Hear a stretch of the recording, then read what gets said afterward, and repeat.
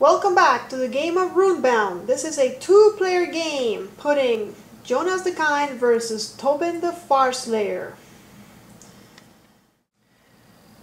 Tobin has been accumulating fatigue to use this before combat. So he needs to roll one less dice because of the fatigue. He also decides that because there are no open markers for him to go battle, he's just going to go to town, which is only 2 spaces away. So he will take advantage of the proximity to town to get rid of some of the fatigue. One die cancels one fatigue. Another die cancels another fatigue. So Tobin will be rolling for movement with only 2 dice. Tobin will use his 2 dice and move to the nearby town. Tobin has 9 gold coins right now, so he can actually afford both of these cards. But before he makes a decision, let's go ahead and take a closer look. The Moon Dwarf has a health of 4, no fatigue, and he reads, while resolving a challenge in a mountain or hill space, this ally receives a +3 bonus on all combat rolls and inflicts +1 damage in melee combat. Not bad for a small little dwarf. The Rune Apprentice has a health of 3 and no special ability. His stats are 0, 1, 0, 1, and 1, 2. Now, we can actually get both of these allies because right now, Tobin has a familiar, which doesn't count towards the total amount of allies. And you can have up to 2 allies and a familiar. So he will go ahead and buy both of them, since who knows when we'll be in a town next. Now Tobin has 2 gold coins left. Tobin has finished his turn really happy that he is more pumped up. He's probably ready to go and battle against some of the purple challenges and earn more victory points. But for now it's his end of movement steps, and he rolled a plain, hills, and road. So the colt will be moving up ahead to the plain. Jonas decides to go to the adjacent town since his ally and himself have some damage that he needs to get rid of. Let's see what's in store for him in this town. The 2 bottom cards are the choices that he got from the market. But before he does that, he wants to make sure that he heals himself and his ally. So he needs to spend 3 gold coins in order to heal everybody to full health.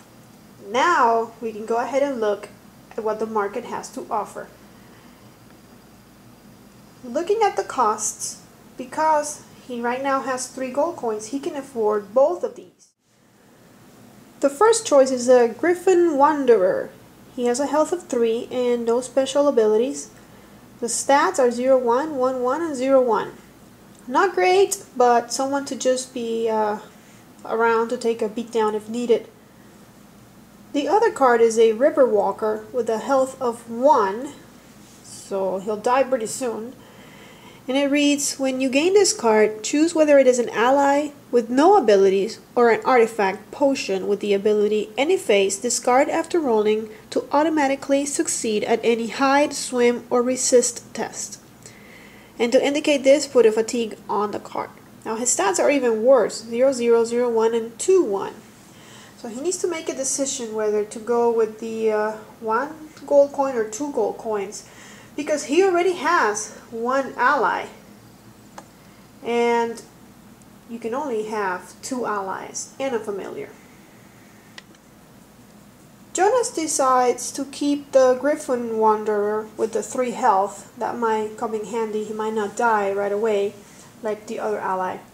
So with that said, he will now spend 1 gold coin to acquire that ally.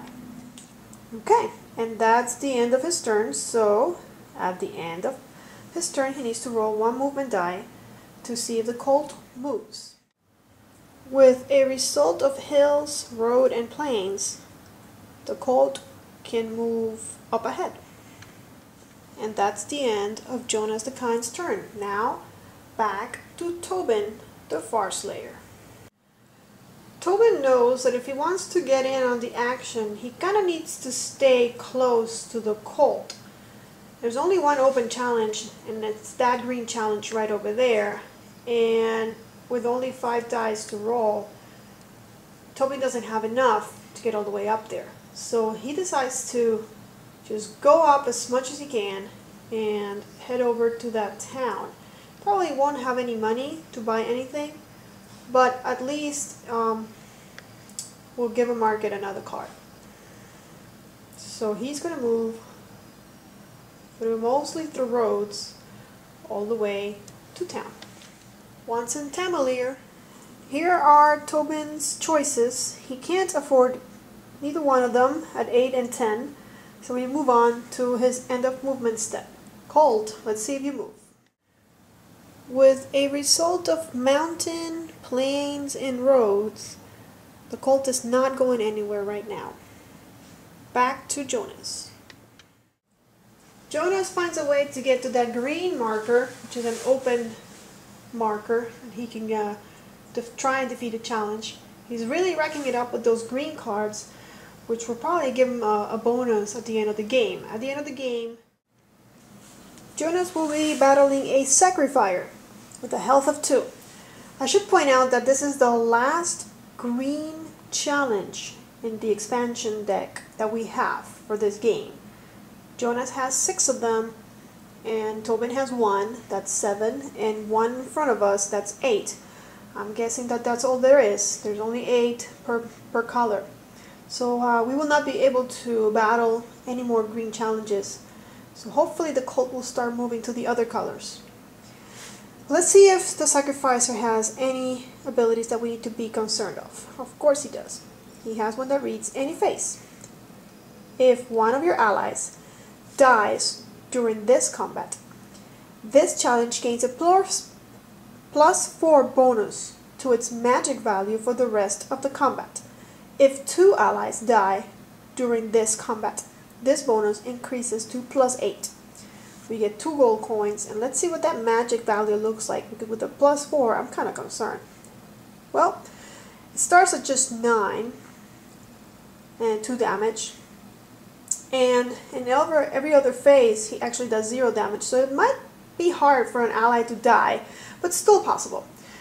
So let's find out if it does happen. Let's get ready for combat.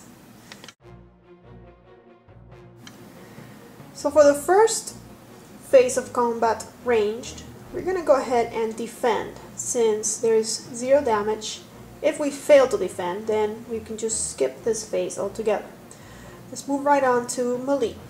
Our hero is actually pretty strong in melee.